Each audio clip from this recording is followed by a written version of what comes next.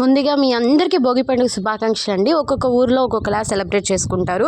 మా ఇంట్లో ఏ విధంగా చేసుకున్నదని మీకు చూపిస్తాను. మా వారైతే 3 గంటలకు లేసేసి భోగి మంట అయితే వేసేశారు. ఆ తర్వాత ఏం చేస్తామంటే ఒక పెద్ద టవర్లో నీళ్లు పెట్టేసుకొని మా ఇంట్లో ఫ్యామిలీ మెంబర్స్ మొత్తం ఆ వాటరే పోసుకుంటాం అనమాట. ప్రతి పండగకి అలాగే చేస్తాము. ఇక్కడైతే భోగి పండుగ అంటే చిన్నపిల్లకే కదండి, కానీ మా చిటితల్లికి నలుగైతే పసుపుతో పెట్టేసుకొని ఇంకా గులాబీ రెక్కలు వేసేసి దానికి స్నానం చేపించేసి, ఇది మా బంగారు తల్లి డ్రెస్ అనమాట.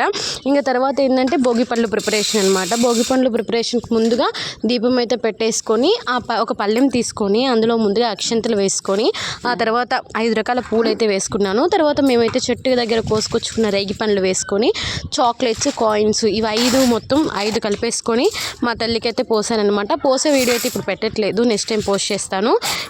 ఇదంటే ఇప్పుడు మేము చేసుకునే ప్రాసెస్ అయితే ఇది. అండ్ ఉదయాన్నే పోసేసామన్నమాట శుభముహూర్తం చూసుకొని. మా డ్రెస్సులు ఎలా ఉన్నాయో ఒకసారి కామెంట్ చేయండి.